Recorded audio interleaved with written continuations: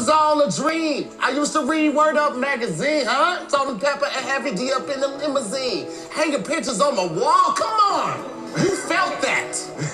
Even if you didn't want to be a rapper, you felt that because you had a dream of something that made you want to hang some pictures up on your wall that you look forward to. I didn't go to school with Jada Pinkett, like Tupac. I went to school with chicks more like Jen, Biggie's first baby mama, and more like Lil' Kim. You went to school lunch. It's different, okay? His most streamed album is Ready to Die. Why are you ready to die and you have kids, nigga? Who's gonna take care of your kids when you die, Biggie? So for me, today, I must prove how it is more important to be a man. That nigga to here started. So just like Pac had his issues, so did Biggie. So his choices, I mean, he's just a product of his choices. I feel like he maxed out his potential based on what he was given in life. But sir, he made Shit! Excuse me, Arthur. Are you okay? Yeah, I just some bullshit in the air. Is there cheese on it?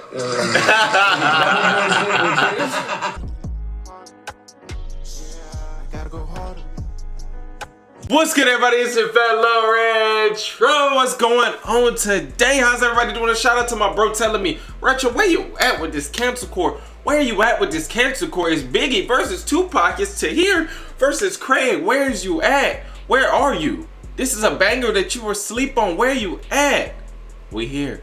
We here. Shout out to Defiant Digital. They be in the comment section every time I react to a cancel court. Maybe they need to tap in with me and we do something. And they might put me in the jury and or who knows. But today we got the trial of Tupac versus Biggie. Shout out to everybody who's been showing love to these videos, which is watching the video, commenting under the video, liking the video. I love videos like this where they're long, so it's like we sit back, we kick our feet up and we relax. Those short 10-minute videos, 8-minute videos, they're good, they're funny, don't get me wrong, but whenever we can actually sit back, relax, chill out, and watch something together like we're watching a movie, ain't nothing better than that. Ain't nothing better than that. It's a trial of Tupac versus Biggie. Who is better? Let's go ahead and get into it. My personal opinion before we get started is Biggie just wasn't as around. Biggie wasn't around long enough, didn't have enough music out to go against Tupac, in my opinion. I know that might be a controversial take, but the music that he did have out, I mean, don't tell me it wasn't hidden, so let's just go. Let's just go. Cancel Court with Judge Tony Towns. In this episode, hit that like button. The trial of Tupac. Shout out to Defiant Digital. And Mr. Smith made an argument earlier. He was fat. He was. I'm fat. Mr. Smith is fat adjacent. And now, let's get it started. In this corner, this time, he looks like a volunteer at a light-skinned homeless shelter. Please welcome Craig Smith. In this corner, looking like the first elementary school principal to say, "F them kids." Please give a warm welcome to Tahir Moore. Tahir. Come to order. Cancel Court is now in session with Judge Tony Towns. Good day, ladies and gentlemen. The East Coast, West Coast hip-hop rivalry has been debated in barbershops, on social media, and on corners across America. From friends to mortal enemies, both young artists' murders go unsolved to this day, and justice has never been served. So we are here today to settle the debate for who is the better artist. He can say it's always been East Coast versus West Coast debates, which is true. Don't get me wrong, that has always been the best. But you know what the best music is? The South. I don't want to hear none. The South. We got the best music. We consider both of these people the GOATs. Is it Tupac Shakur? God! Or is it Christopher Wallace, aka the notorious B.I.G.? B.I.G. We have lawyer Craig Smith representing Tupac Shakur. Welcome back to Cancel Court, Mr. Craig. Last time you were here, you were defending the 90s as the most dangerous era. Get up, Craig. Get up, Craig. That snowfall ass haircut. Nigga, drive! That's hilarious. That is hilarious. It seems like you even That was dressed a like good the show. nigga from the 90s. That's good. Are you the 90s lawyer for the entire generation? I think I am. I think I'm the guy. Yeah, I'm him. Oh, welcome back, sir. It's a pleasure to have you here. Appreciate you having me, Your Honor. And we have newcomer, Mr. Tahir Moore, representing Biggie Smalls. Mr. Tahir Moore, welcome to Cancer Court, sir. Thank you. A lot of the fans have been calling you to finally make an appearance, and it's a pleasure to have you here. Some consider you to have the fattest ass in comedy. Yeah. Pause. How is that, and how did it come to that? What? You know what? I don't deny that I have my mother's hips, the childbearing hips, but I would defer to Clayton Thomas as the fattest Clayton. ass in comedy.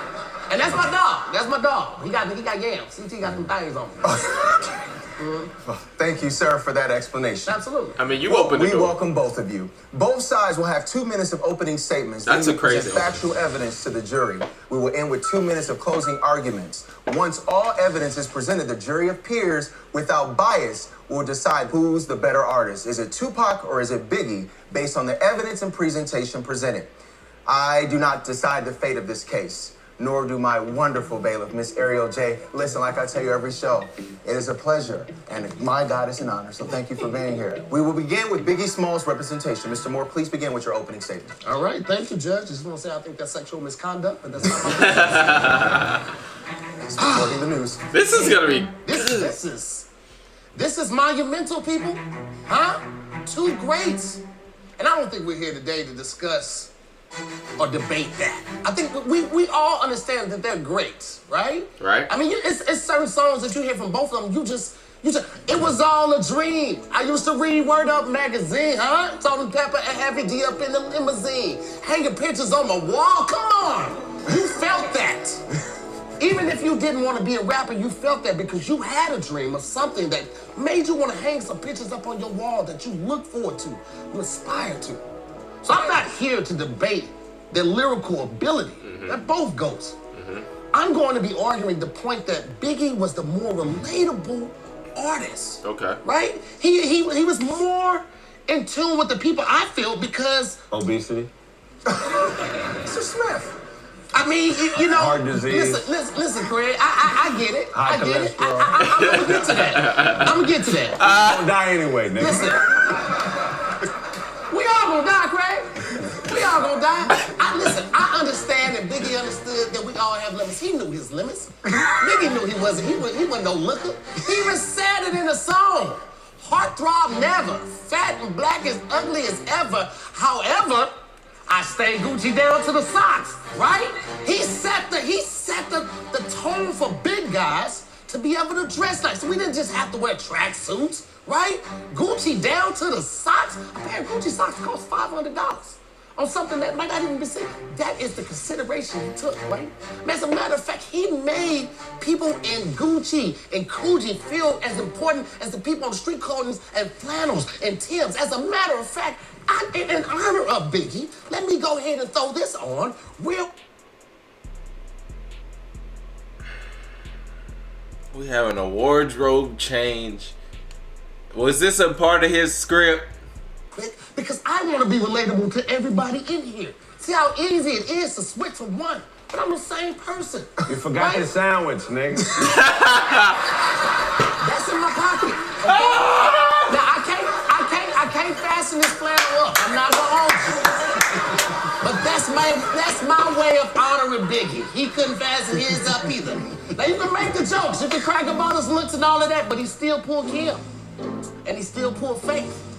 He did all of this. Being fly, being cool, being a hustler, being one of the biggest rappers in the United States, in the world, all while battling with sleep apnea. I don't know if you guys have a CPAP. I do. Traveling with that on the road, he was right. More money, more problems. You leave the CPAP, now you gotta buy a new one. I bought 6 this year, guys. I know what it's like. I know those problems. And Mr. Smith made an argument earlier. Mm-hmm. He was fat. He was. I'm fat. Mm-hmm. Mr. Smith is fat adjacent. Fat adjacent is crazy. He's been fat. I've seen pictures. We all got our crosses to bear. But it's not just us. It's not just me and Mr. Smith. 2/3 of the U.S. adult population are overweight or obese. Wow. 2/3. That's 69% of the adult population. What is more of the people than that? body fat percentage. Hey, listen, Should be percent-wise, factored all of in. your fat is fat, okay? I don't want you to be like, oh, this used to be muscle. It's fat now, nigga. The point I'm trying to make is, although I enjoy Tupac's music, absolutely enjoy it. I think he was very profound in his messages. I can't relate to a lot of the things he went through in his life. My mom wasn't a Black Panther. I can't relate to that. My mom worked 2 jobs like Violetta, like Biggie's mom, okay? I didn't go to school with Jada Pinkett like Tupac. I went to school with chicks more like Jen, Biggie's first baby mama, and more like Lil' Kim. You went to school lunch. It's different, okay? I can relate to suit jackets. I can relate to Coogee sweaters. I can relate to Timbs. I can relate to flannels. I can relate to not being able to fit my flannels. What I can't relate to is a grown man laying in a bathtub naked with gold chains on his chest, posing like Pac did in that one photo shoot. I don't know what that's like. And because of that, I go with Tupac. Is not the better rapper.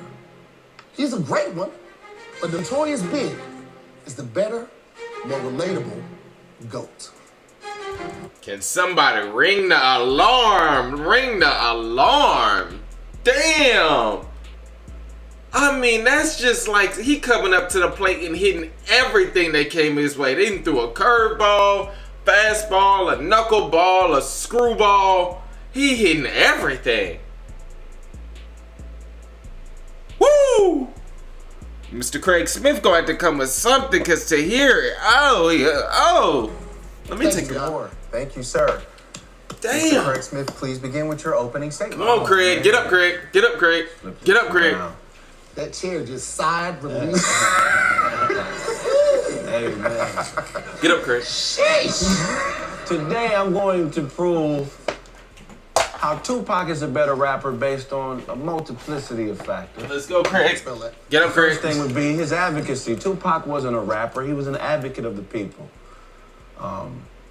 Biggie, though I loved him, he didn't have the greatest habits. Biggie looked like the type of nigga that picked the meat off his chicken and ate the bones.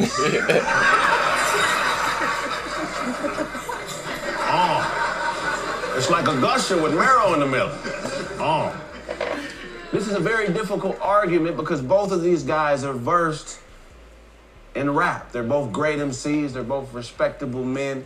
But to me, there's a few things that forecast the difference in the two human beings. Excuse my stuttering. Swallow your food first. So Tupac's most streamed song ever is Ambitions of a Rider. What is a rider?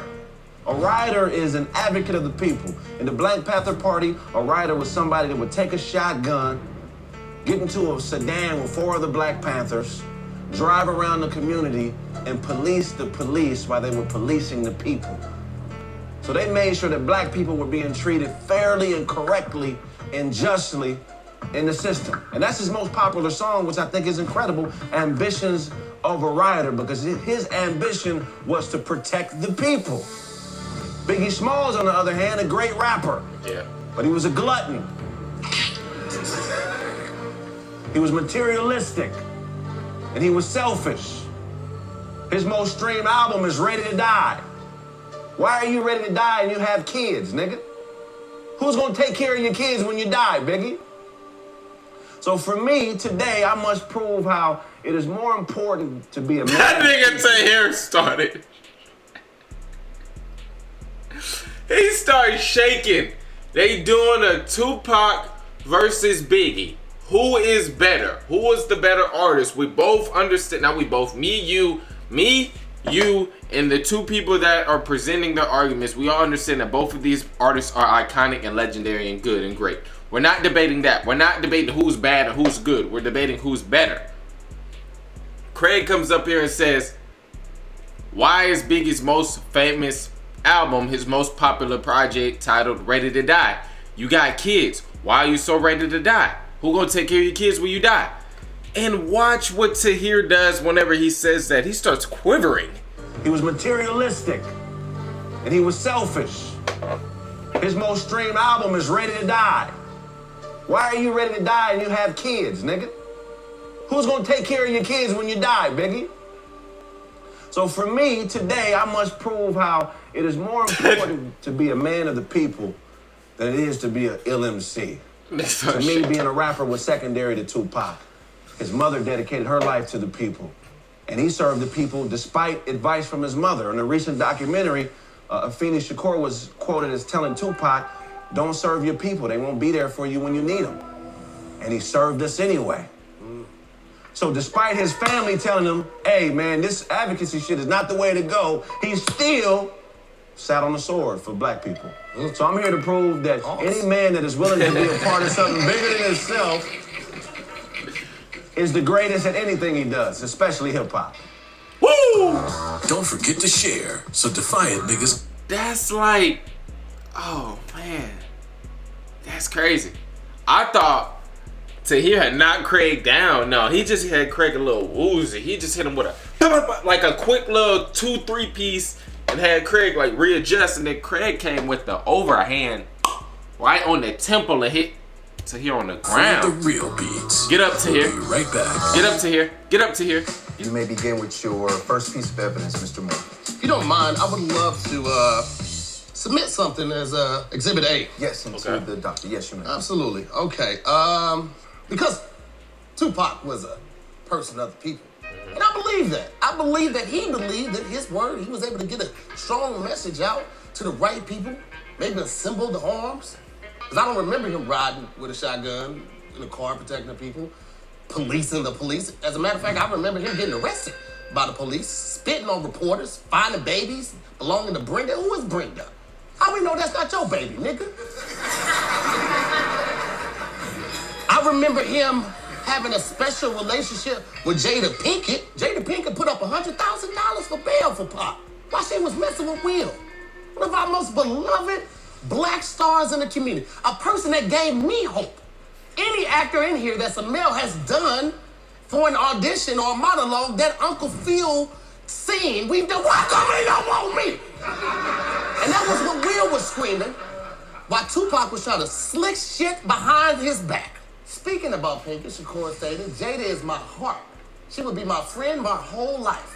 And Pinkett said, he was one of my best friends. He was like a brother. It was beyond friendship for us. The type of relationship we had, you only get once in a lifetime. That's fucking. I've heard fucking said a lot of different ways, but that was the most poetic way of saying, yeah, we fucking. And I bet you it's wrong. Because he is a rider. Because he is a rider. And other people, this man signed to a record label that is notorious for violence. His first big lump sum of money, that being Suge Knight, came from Vanilla Ice. Now you're probably saying to yourself, what business did he have with Vanilla Ice? What did he do with Vanilla Ice? I'm gonna tell you what he did. Suge said that Vanilla Ice sampled a small melody from a group that he managed in Ice Ice Baby. So they went to this man's hotel, hung him over a balcony, and made him sell over the royalties to one of the biggest songs in hip-hop history. That's a man of the people? Definitely. That's your king? Objection. On what grounds? I can hear his stomach growling.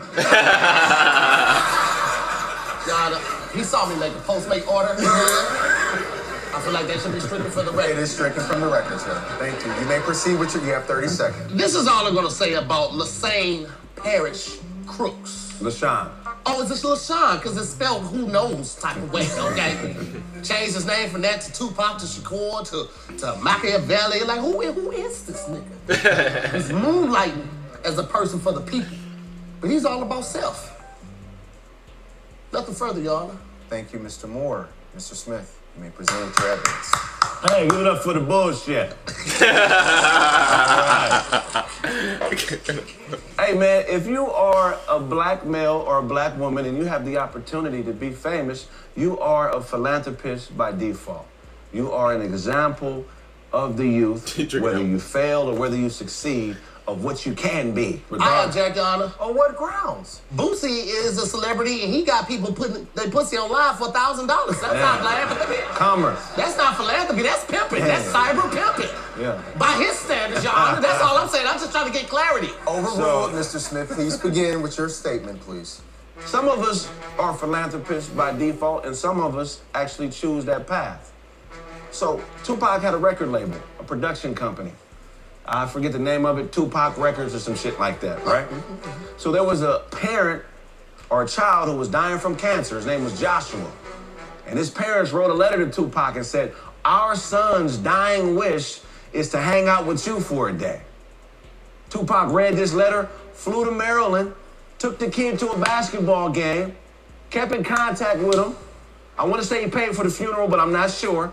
And when the child died, he renamed his production company Joshua's Dream Productions. This is philanthropy. Atlanta, Freaknet, hoes everywhere.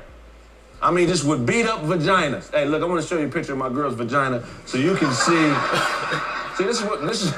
Damn. It's a picture of my girl's vagina. You see that right? Bam. Everybody sees it. Okay, cool. Please say to the jury what that is. This is actually lunch meat. This is lunch meat. I bring this up for a reason. So Tupac is in Atlanta, and he's lunch meeting vaginas. He's destroying them. He's partying though. He's hanging out with Tretch. He's hanging out with, Suge Knight. He's hanging out with MC Hammer, the heathen he is. We all know MC Hammer's a gangster, right? Just a bad guy. Allegedly. Allegedly. He's hanging out with all these celebrities in the back of a limo, driving to a party. And what does he see outside of his limo? He sees a black man being attacked by 2 off-duty white police officers. He could have stayed in his vehicle like Tretch did, like Hammer did, like Suge Knight the gangster did. But he didn't. You know what Tupac did when he seen this black man getting attacked by 2 off-duty police officers? He hopped out the limo, pulled out his gun, and shot one of the dudes. He went to court for this and beat the case because why? Self-defense is a thing in Georgia. You can have a pistol, you can carry a gun. So my thing is this, he wasn't allegedly a rioter. He was an actual rider who did actual work and actually cared about the people. He didn't talk about Gucci as much as Biggie, even though he said he's the one that taught Biggie higher fashions. He's also the one that helped Biggie get companionship from females. Tupac is quoted as saying, I remember when you used to sleep on the couch and I used to have to beg bitches to let you come in the house. So this is really a case of student versus teacher. I object to that last part. Objection. That was hearsay. Nobody else heard. That is correct. that Sustained, statement. Mr. Smith. All right, so I just wanted to your final prove point. that he was really a writer and about the people. Those are 2 examples that prove Tupac is who he said he was. Who shot ya? Find out when Cancel Court returns. So I would like to redirect our focus back to who's the better artist. Mr. Smith, I have a question for you. How do you explain all of Tupac's walking contradictions? How did he make songs like Dear Mama and see the same hoes and who he was? How do you make these walking contradictions? There's a bunch of different ways you can explain it. Please do. But I like to rely on science. There's a diagnosis called parentification, where children develop resentment for their parents because they gave them too much responsibility as a child. So a lot of the times, as we all know, a lot of our mistakes and things we do in life that may not be advantageous to success are because of childhood traumas. So I think that in this situation, Pac was doing the best mentally with what he had. I mean, we can quote Christian Amurte, who says that there is no healthy way to integrate into a sick society. So just like Pac had his issues, so did Biggie. So his choices, I mean, he's just a product of his choices. I feel like he maxed out his potential based on what he was given in life. But sir, he made songs. Excuse me, Arthur. Are you okay? Yeah, I just some bullshit in the air. Is there cheese on it? I just want to make a point. The point is the music. And the split personality, some people would say, trying to find out who Pac really was.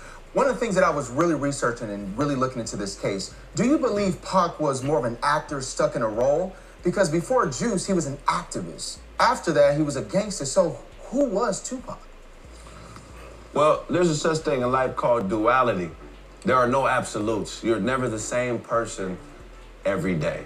You may be in the same body, but your experiences that day dictate what you do. So Tupac as an artist was just honest. There's a lot of us in here who cheat on our wives. There's a lot of us in here who show up to work late. I mean, there's duality in life. So Tupac was just an honest artist, and he was all the things he said he was. He may not have been a Crip or a Blood, but he definitely was a thug, and a thug is somebody that lives by their own rules. I don't think he was trying to be perfect, because what you have to remember is there are no perfect messengers, only perfect messages. You know, I know somebody that knew Pac personally, Money B. He was on the song with Pac, I Get Around. I was told by him that when he met Pac, Pac told him at 17, 18 that he knew he was gonna die early. He planned on dying early. But why, though? He felt like he was here to get a certain message across, and I feel like that's one of the biggest differences between him and Biggie. Biggie was just a rapper. Tupac was an icon. But he made songs like Keep Your Head Up, and then he made another song called Hit 'Em Up. That, I think the thing is, it causes confusion within our community. It's like, well, which is it? Do we keep our head up and stay motivated? Because you're talking about the oppression of our people under the tutelage of white people, and then you talk about going to mess a nigga up. So it's this walking contradiction that I think that some would say it still causes confusion in our community. What do you say to that? I would agree with that, but that contradiction does not make you a worse artist. It makes you a better artist. And then I would also shift blame on Afeni Shakur for that, because Tupac's name was LaShawn up until he was 3 years old. He became Tupac at 3. That's when his mother changed his name. Those of you who know who Tupac is, he was a revolutionary that was beheaded in front of his people. You know, so this is something that I felt like Tupac embraced. He embraced the identity of the original Tupac, and I think we need to attribute this more to a plan as opposed to him being murdered. I feel like being murdered or dying was a part of his plan to get his message across. Okay, thank you. I have a question for you, Mr. Moore. What's up? What could a person learn about Biggie from listening to his music, from your perspective? So, first album, Ready to Die, right? This album's dedicated to all the teachers that told me I'd never amount to nothing. We've all been there. We've all had a teacher that didn't see our worth, right? People, family members, sometimes parents. Never amount to nothing. To all the people that lived above the buildings that I was hustling in front of and called the police on me while I was just trying to make some money to feed my daughter. Objection by selling crack to my mother. Okay, well, first You of all... feed your daughter by selling crack to my mother. Allegedly selling crack. He didn't say that. But gentlemen, I want you to understand, this case isn't about who's the better man. It's about who's the better artist. Right. But So art let's keep it imitates in the life. context of the artistry. What I was getting at was that just in that intro of that song, you learned a lot about him. This okay? is He was fighting against the good. This is good. This is good. sayers that said he wasn't going to amount to nothing. He was proving that This is he good. was going to do something, even if it was just have money. He had an entrepreneurial spirit, okay? And that probably influenced his hunger, because he was a big guy, right? But whether he was getting the money to get shoes or get an extra large fry, he still had that hungry spirit in him, no pun intended. You learned a lot from Biggie. You learned that he loved women, he loved fashion, he was self-aware of his appearance. He was self-aware of how he looked and how he approached women, but he still had the swagger. He still had the confidence. He gave me confidence. He made me see the swagger, that I didn't have to just dress like my uncles that I had seen prior were dressing with just tracksuits. He made me believe that even as a big guy, I could be fly. But honestly, I really want to know, why is Biggie a better artist than Tupac? Why is he better? I feel like, and don't get me wrong, people. Like, I love a good Tupac song. Toss It Up, California Love, Brenda's Got a Baby, Ambitious as a Rider. Right? I love them. They do something to you. And Pac was very profound and poetic with it. But Biggie told stories in a way that no one, in my opinion, had done before. Not even Slick Rick. Slick Rick was a great storyteller. But Biggie, the way he told a story, he was a painter with those words. He would bring you into a situation if you weren't even there, you felt like you was. And that is a GOAT. That is something to be marveled. That is something to be appreciated, highlighted, something to fight for. And then go get yourself something to eat. Relax and take notes. This ain't all jokes. Cancel Record will be right back. Hey, man, we want to talk about these pictures that Biggie painted, right? How about this one?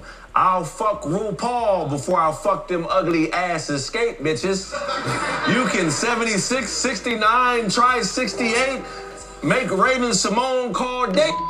These are pictures he's painting. These are crimes that are punishable by prison time. How about another picture he painted? Don't they know that nigga gutter?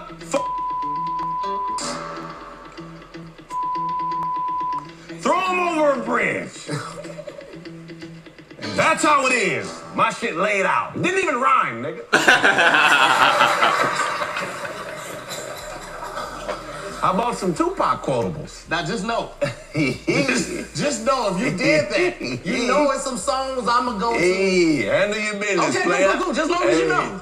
Through every dark night, Oh, you son of a bitch. there's a bright day after that. So no matter how hard it gets, stick your chest out and keep your head up. Martha Stewart could relate to that line. I don't know if she could relate to fucking RuPaul.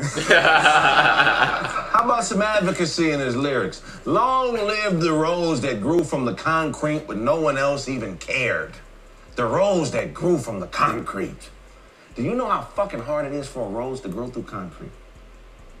That is the struggle he advocates for. Being black is being a rose under the concrete. You know how many minds Tupac watered with statements like, you gotta make a change. You see, that old way wasn't working, so now it's on us to do what we gotta do to survive. These are in rap songs that sold millions of records that people heard all over the world. That's why Tupac is the greatest artist of all time. Whoa, that was good. That was good. May I redirect, Your Honor? Do you mind? Go ahead, sir. I think that was fantastic. He wouldn't just stand up and show that fit. That was, Jesus. Right? Oh. Keep your head up, Brenda's Got a Baby, Dim Up. Oh, these are fantastic songs. But Mr. Smith would have you think that we forgot he mentioned duality. The same person that wrote those amazing lyrics, right? The same one that called all of our women queens and lift your head up, queen, was the same one that called them bitches. Right? Now, yes, bitch is a loose term in hip hop. Biggie said it all the time too. He definitely quoted a couple bitches in there, but he never called them bitches queens. He knew a bitch knew her place and a bitch like staying in a bitch. He never tried to transform them to queens. He kept them as bitches. That was Pac that was selling these bitches 2 dreams. Which is it? Now that's number one, right? Let's go back into some lyrics because you said that real quick. You gave us some cool shit, real smooth shit, right? How I quoted that Biggie and everybody jumped in and you felt good when you said that. It was all a dream. I used to read word, you felt good about that. You knew that, you meant it because it meant something to him.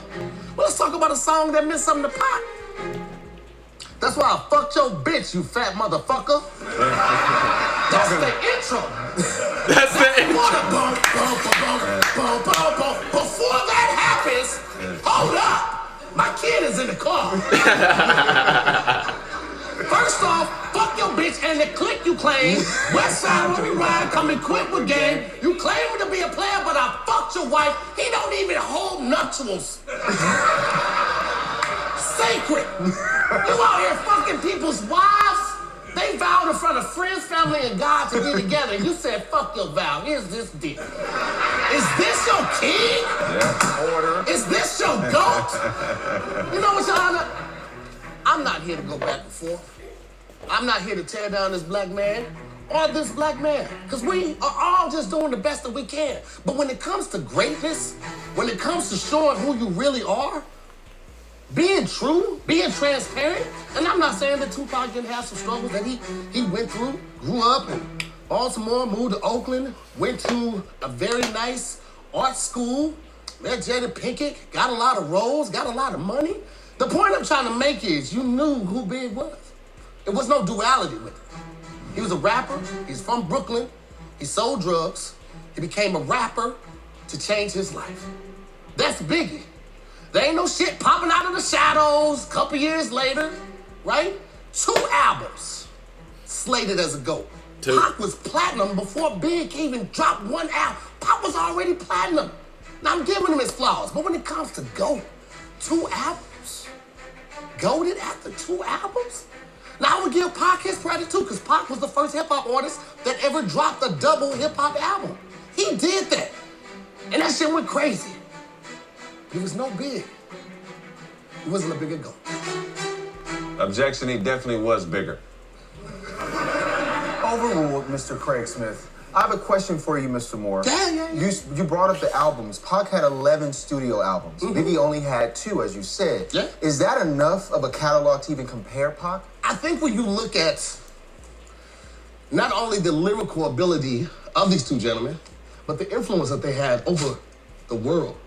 You had people aware of the East Coast, West Coast beef that weren't even in the United States. These two black men, with their rapping ability and their influence, made an entire country split into 2 cities, basically. Not even coasts, cities. I think that right there puts him in a category to be a GOAT. We ain't even got to get to the lyrical ability. This black man was that powerful that one of those black men earned that spot after 2 albums. Damn, I miss both of these goats. Cancel Court will be right I back. have a question for you. Do you think Hit 'Em Up was a good diss record, or was it just a bunch of mean shit over a beat? Definitely good with this one. First off, fuck your bitch and the clique you claim. It's West Side till we die, coming quick with game. He's speaking truth. Art imitates life. You claim to be a player, but I fucked your wife. Biggie did think he was a player. He wore Versace. He talked about giving women one more chance, and he thought he was a player. He's a player president, too. He's not So- a client. It's a diss record. That's a part of the competition of hip hop. That has existed since its inception. Diss records didn't start in hip hop. They started off in jazz in the 1920s. There used to be scat battles and diss records between blues singers and jazz artists. This is ingrained into our culture. Prince and Michael Jackson had beef. Sam Cooke and Bobby Womack had beef. This is just a part of our culture. Competition, if you look up science and you look at what competition does to the brain, competition actually makes us smarter. The reason that this society has progressed to where it's at now is because of competition for resources. People had to be very crafty and plot and plan in order to survive. And this is just a part of everything we do in life. This isn't, competition isn't a rap thing, it's a human thing. Well, I have a question. I'm going to throw this out to the both of you. You can answer this. Could you talk about the impact of your artists, what they did for other artists, who they brought into the game, who they helped elevate? Could you talk about that? By all means. Oh, yeah. I mean, both of these guys, I will admit, did a lot for people around them. Pac, maybe a little bit more. Really? The Outlaws. There's 50 niggas in Outlaws. Name it. There's too many. Name the album. There's too many. No. Name the Outlaws album. The Outlaws don't have an album, but they featured okay, on there a you lot of go. Tupac's music. There you go. Okay, let's also talk about his friendship with Tretch. He helped Tretch out a lot. Tretch should have been irrelevant 29 years ago. But because of Tupac and his association with Pac, Tretch is relevant to this day. Sometimes I see Tretch outside the club with a trench coat on and a long beard looking scary as fuck. And everybody stops and talks to him, and every question I hear him ask has to do with Tupac. I've never heard a nigga ask about Naughty by Nature when I see Tretch. They only ask about Tupac. It is a little weird how much he does that. I mean, look, Tretch is a legend to me. As an MC, I spit too. Pick up the album, The Chill Never Withers, Cluster B. But check it out. Is this recent or was this in the 90s? No, I got 8 albums. Just released one a couple months ago. He did them with the Outlaws. And I wasn't trying to be disrespectful. That's funny, man. But there's something else that I want to talk about within that question, and that's the titles of the song. If we run their top 19 songs and we go title for title, this shows you why Tupac is a better artist, because he understood how to catch you with the hook. He would catch people with a positive hook. California Love. Biggie bit that formula with Going Back to Cali. Then we have Dear Mama. And Biggie kind of stayed in those same sentiments with Miss You. Then we got I Get Around. Biggie had Players Anthem. See, the formula here, Biggie was actually mimicking Pac's formula and a lot of stuff he did, from the way he dressed to the way he titled his songs to even not being strong enough not to respond. I feel like Biggie Smalls did not have the lyrical ability to dance with Tupac, and that's why the entire beef was passive aggressive. Pac said Biggie's name several times. Biggie never said anything with Tupac's name in it. So he did say Tupac name on Brooklyn's Finest with Jay-Z. Okay. That is evidence. If they have kids, he probably have Tupac. Get it? Tupac. Wow, there's a lot of holes in your argument That's right so now. passive aggressive. How about fuck you, Tupac? How about I fucked your wife, Tupac? Wow. Get what, nigga? I don't like you. Say that. And we go back to the titles of the song. They tell the story. I ain't mad at you. Kick in the door. Now Biggie's getting frustrated. You wanna kick the door in now, nigga? Me and my girlfriend. Me and my bitch by Biggie. Why is this nigga biting my style? I'm pretty sure Pac was looking in the mirror like he does everything I do. This is narcissistic mirroring. This isn't creativity. This is a nigga taking my aura. When it comes to the things that Biggie did in terms of like hooking other people up, I mean, come on, Junior Mafia, get money. Well, you hear that? You know when you hear get money, you be like, you kind of want to do this right here a little bit, right? Because it's a good song. Not only did he give us Junior Mafia, but he also gave us Lil' Kim, arguably one of the queens of hip hop at one point. She held it down for an entire, 3, 4, 5 years? He gave us other artists. Pac tried with the Outlaws and, did his best, but I mean, he didn't do it. What else is crazy is that we're sitting here having this argument about two black men who both did amazing things, and again, not taking away from any of the art. But I do want to highlight this. You spoke about how Biggie didn't respond. You basically made him seem like he was docile. He was afraid to speak. But you are the company that you keep. At the Hip Hop Awards, when Suge was at the podium, he said, anyone out there who want to be a recording artist and want to stay a star and don't have to worry about the executive producer trying to be all in the videos, all on the records, dancing, come to Death Row. To taunt Puffy, to taunt Biggie, right? But he was leading with violence. Now everybody associated that is gone. Puffy, however, who was telling Big to calm down and not to respond, is still alive. And unlike Suge Knight, not in jail. So, lead with peace. Look at the bodies of work. Look at who they affected while they were here. Jan, nothing further. Just dance on back to my seat. Don't worry. The trial of P. Diddy's coming soon. Cancel court. The trial of P. You may begin with your closing This argument, is sir. fire. I won't need the whole 2 minutes. I think this is the first. I think this is the first Cancel Court episode where a nigga just been silent, then put to hush. First of all, I just want to say rest in peace to Tupac and Biggie Smalls. We miss you guys. Biggie had a song called 10 Crack Commandments. He was teaching niggas how to sell crack. Hard ever takes life. Pac had a song called He come from, rest in peace. Really respect them two men. We miss you. We wish you weren't gone. Biggie had a song talking about selling. Against All Odds. So if your parents were on crack and you listen to that song, that could be something to make you try a little harder because the odds are against you. One man told you how to deal with the pressure. Another man taught you how to succumb to the pressure through materialism.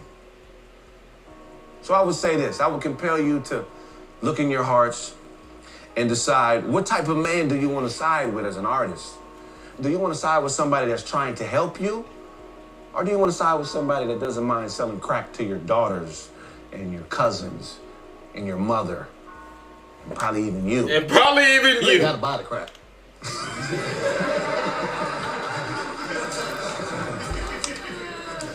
And was the beef even real? One thing we know about in hip hop now is a lot of shit is fabricated. A lot. These niggas are still actors and entertainers. Yeah. So are we really looking at a beef? Yeah. Or are we looking at a hell of a performance by two of the greatest actors that have ever lived on this planet? And if you can't definitively decide whether it's truth or fiction, then you gotta go with the motherfucker that gives you the most help, that gives you the most instructions, that gives you things that you can take with and make your life better. With that, I rest my case. Thank you, sir. Damn. You have 2 minutes of closing arguments. Here. What you say? I ain't gonna need the whole 2 times. Listen. When the pressure's on, people will throw up all your flaws. Now, yes, Biggie did make a song, Big Crack Commandments. It's a good song. Damn. It's a good song. It was entertainment. It was an instructional that he used, but he wasn't telling you to do that. When you're an artist, you pull from real situations, or you pull from your imagination. He was pulling from a real situation. That's what he did. Pac did it. Pac did it a lot. They both have songs that are very derogatory. I'm not here to argue that. Yeah. I'm not gonna try to outshine Pac with all the good songs that Big made. I'm not here to do that. What I'm trying to tell you is why Biggie was the better artist, and that was because he was just more relatable. We found out stuff about Pac posthumously 3, 4, 5, 6, 7 years. Like, damn, what else? Right? What else? But we knew everything about Big. It was in our face. He felt like somebody you would be cool with. I would get a burger with Big. I would like to get one with Pac. He's like, no, I don't do that swan shit. You know, power to the people. Nigga, shut up. It's too many layers. Too many layers. If I gotta go 16 layers to get down and know who you are, then who the fuck are you? But with Big, you knew who he was. He was a dope-ass rapper from Brooklyn, black as hell, fat and black as ever. However, Gucci down to the socks, sleep apnea, but he gonna have a good time. He made music that made you have a good time. Yes, he had some deplorable lines. Yes, he had some deplorable tracks, everything. But overall, you knew who he was. He was a purpose for other people. He's a down-to-earth, relatable rapper. And that was my argument today. And if you felt like I got that across to you, even though we're on the West Coast, if you felt like I did my job getting that point across, then you have to vote Biggie. It doesn't make sense not to. I'll rest my case. Thank you, Mr. Moore. We will come down to the verdict. This is What happened to his suit jacket? monumental moment in cancer court history. It is up to you, the jury, to decide this case. It's not up to me to decide. It's not up to the beautiful Harry. Thank you again for Nigga, always you gonna being get in trouble. Yeah. Thank you for being here. All those in favor of Biggie being the best artist, raise your right hand and say aye. Thank you. All those in favor of Tupac being the better artist, raise your right hand and say aye. History has been made, a verdict has been rendered. It is hereby in this court that Biggie Smalls is the better artist. That is the order. That nigga Tahir came in and shut it down. Thank you, Your Honor. Woo! Thank you, Your Honor. I'm going back to Cali. That boy came and shut it down. We in LA, and I just convinced a jury full of LA natives that Biggie is a better rapper. That's than Tupac. crazy. Thought I won that trial, man. Boom! Monumental, never been done before. Never. Okay? There was some important evidence I forgot to bring to the table that would have got me the definitive victory. I'm playing a lottery tonight, baby. I had a witness that said he knew the real reason Tupac and Biggie was beefing, and it's because Tupac got tired of Biggie being musty all the time. And I forgot to say that. I am a Tupac fan, but in this situation, I just felt like Biggie was the superior rapper of the people. In the comments, man, go ahead and tell them who really won this trial, man. We in LA. I'm finna go to a bar. They probably gonna be playing Pac, but I'm gonna play Biggie on the way there. Okay?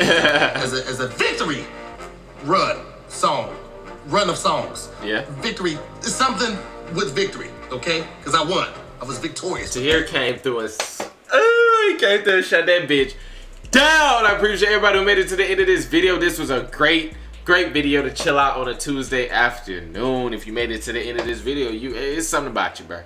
It's something about you. You a goat. You a goat. Cause I didn't talk too much. This wasn't really more of like one of my reactions, like, because I was so in tune, in depth in the video. I felt like I was in the jury and I couldn't speak. I was sitting down watching, about to raise my hand, give my vote, cast my vote on who I think won. Appreciate y'all. Y'all never miss with the request. See y'all in the next